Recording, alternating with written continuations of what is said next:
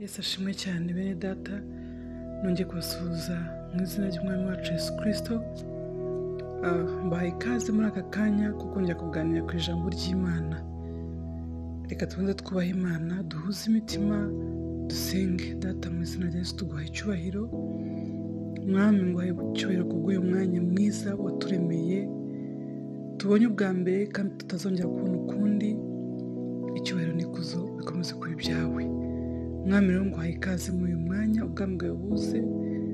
Data, utuganirize ntabe ari ibyo uvuga, kandi Mwami genda umubibyi ariko ni wowe umeza.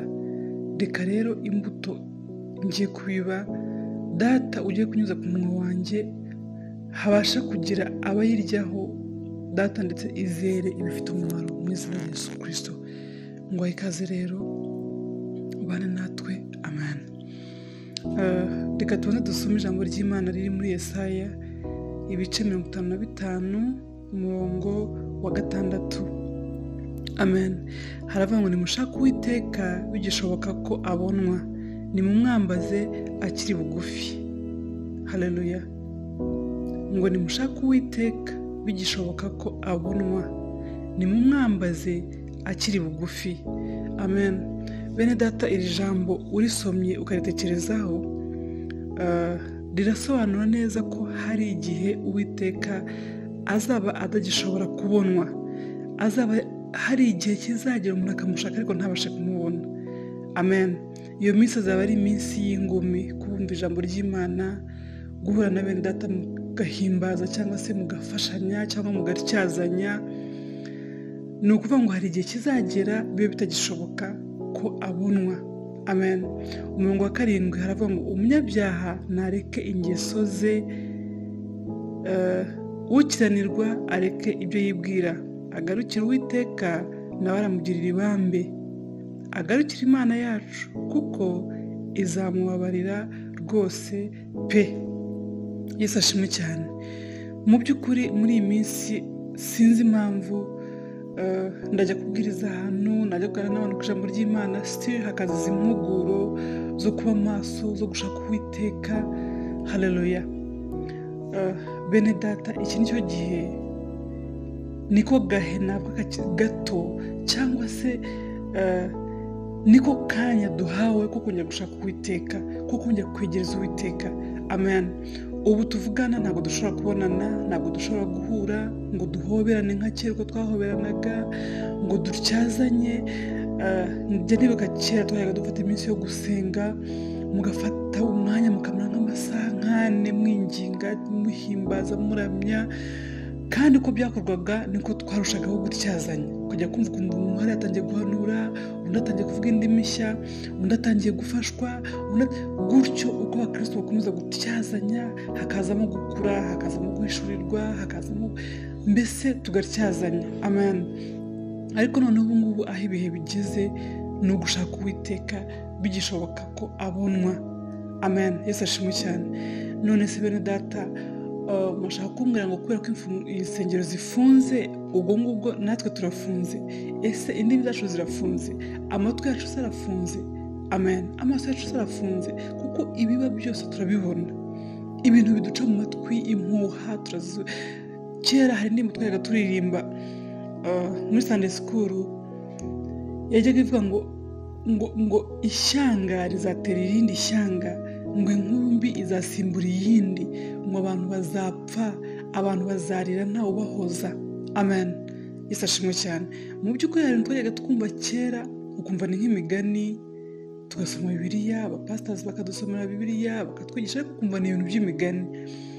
Ariko tumaze kubona neza ko ibintu byose twabashije kumva noneho turimo kubibona n'amaso yacu. Aho uri rero ndagushishikariza gushaka Uwiteka bigishoboka ko abonwa. Amen. Isuzume, ongera wisuzume, witekerezeho, uvuge ngo koko Uwiteka turi kumwe. Yesu ashimwe cyane. Ese hari ikintu, hari umwuka wari cyo gusura akakuganiriza, akakubwira ati kora iki, ukamwumva? Yesu ashimwe cyane, kuko birashoboka ko yanagusura ntubimenye ko yagusuye, birashoboka ko yanakuvugisha ntubimenye. Amen. Uracyagira umwanya wo gutega amatwi, ukumva umwuka wari cyo kubwira, ukumva icyo kubuza. Haleluya. Ukumva icyo guhata, niba guhata ati genda ukora iki, genda ufata iminsi yo gusenga, ese genda ugire umuntu ufasha, gira umuntu uhamagara umubaze ko ari amahoro. Amen. Yesu ashimwe cyane. Nkunda kuvuga iri jambo no kuri itorero rya Kristo, mureke twongere dufatane amaboko, twongere tube mu bumwe. Twongere tube mu bumwe, umenye mugenzi wawe niba ari amahoro, umusengere, dusabirane. Yesu ashimwe cyane. Dukumbuzanye gakondo yo mu ijuru. Amen. Kuko igihe kirageze kandi kirasohoye ko buri muntu wese yivomera amazi menshi ndetse akicanira n'umuriro, igicaniro cya kintu kitazima. Ya mazi uzajya unywa na wa muriro uzajya wota mu gihe cyo kugotwa, cyagiye uzaba utagishobora kugira umuntu muhura ngo agire icyo agufasha, cyagiye buri muntu wese azaba yirwanaho. Amen. Kuko ijambo ry'Imana itubwira ko ngo ese nimuzi ko imibiri yanyu ari insengero z'umwuka uba muri mwe. Yesu ashimwe cyane. Ese urwo rusengero icyo gicaniro kiracyaka cyangwa cyarazimye? Bene data, ndabashishikariza kugira ngo niba wumva muri wowe igicaniro cyarazimye, kora uko ushoboye, ongera wenyegeze, koresha imbaraga zawe uko ziri. Amen. Koresha ukumva agatege kawe, nubwo wafata isaha imwe, nubwo wafata iminota 30, basi na 15, basi ni 10, ariko ugira umwanya wo kuganira n'Imana, ugira umwanya wo kuvuga ijambo ry'Imana. Yesu ashimwe cyane. Muri iyi minsi ibintu byarakomeye, abantu uragira ngo akanya ukiruka inyuma y'abahanuzi ugasanga barabeshya, abandi baravangiwe, abandi ibintu byarivanze. Amen.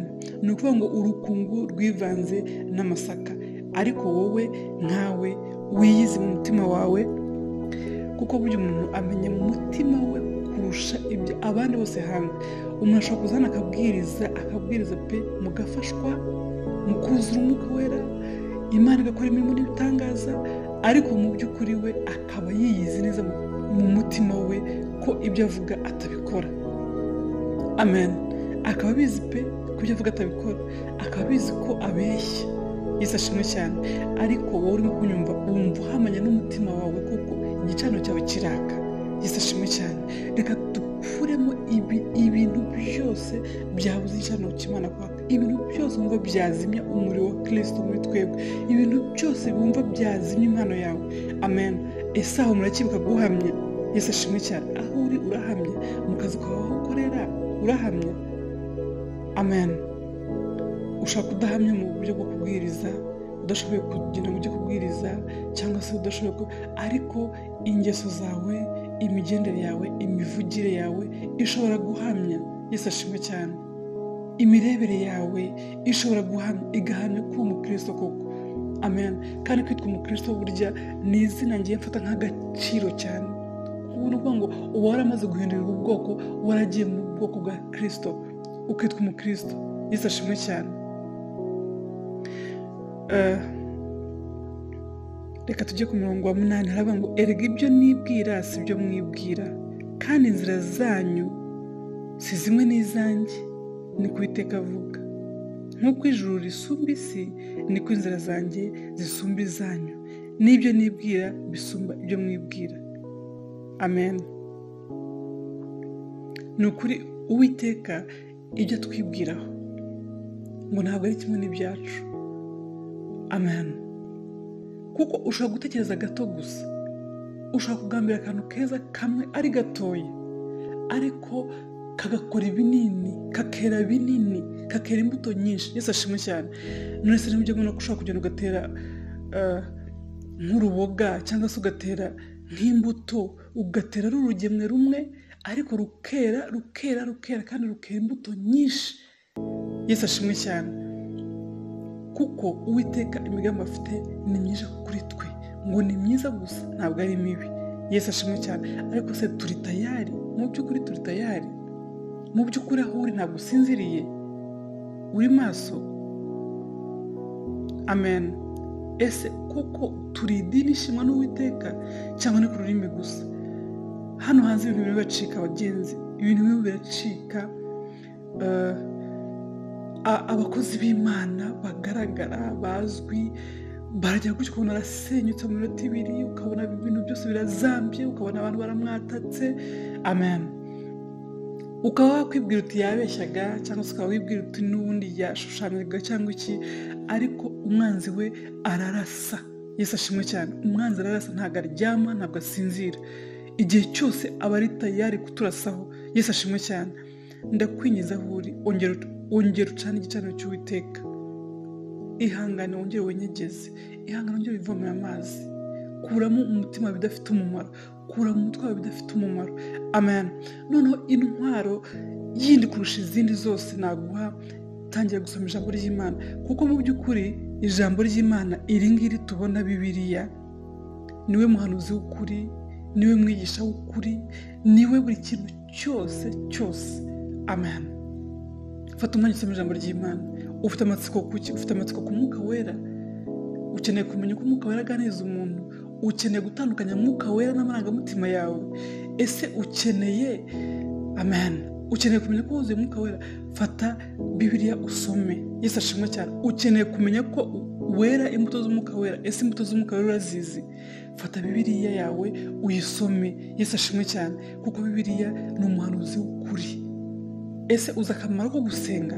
Haleluya. Gusenga, kababwira ikintu cyiza cyo gusenga. Gusenga niyo ntwaro yonyine ushobora gukoresha, cyangwa se nicyo kintu cyonyine ushobora gukoresha kikagera muri future yawe, kikagera ejo hazaza hawe. Haleluya.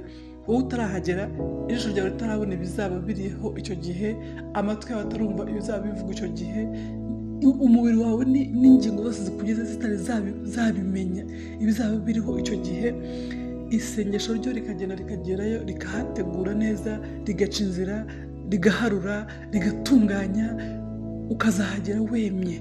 Amen. Ese urimo gutegura inzira zawe, cyangwa uriryamye utegeze kuzahagera gusa? Kuko ntabwo tuzi ibizaba bihateze, ntabwo tuzi ibidutegereje, ariko isengesho ryo rishobora kugenda rigasenya buri kintu cyose. Yesu ashimwe cyane. Reka dutware intwaro zose z'Imana. Reka dutware intwaro zose z'Imana. Dusome ijambo ry'Imana, dufata umwanya wo gusenga, ufata umwanya wo kumvira Mwuka Wera, umva icyo Mwuka Wera akubwira. Amen. Kandi mu by'ukuri ntabwo Mwuka Wera ashobora kuganiriza utabanje gusenga no kumwitegura no kumutega amatwi. Reka dutware intwaro zose z'Uwiteka. Haleluya. Yesu ashimwe cyane. Ubu se mwene data muzabana mu ijuru, uracyamwibuka cyangwa waramwibagiwe? Uracyamusengera se? Yesu ashimwe cyane. Wumva ukimwifuriza ijuru, wumva umukumbuye. Haleluya. Mureke itorero rya Kristo, haleluya, itorero rya Kristo twongeye gufatana mu biganza mu buryo bw'umwuka. Birashoboka. Yesu ashimwe cyane.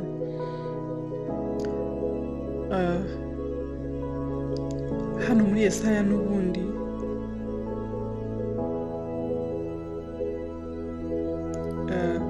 ibice 58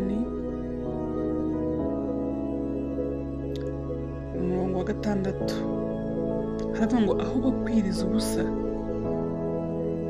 nshima nuko mwajya mubohora abantu ingoyi z'urugomo, mugahambura imigozi y'uburetwa, mukarenganura abarengana, kandi mugaca iby'agahato byose. Yesu ashimwe cyane.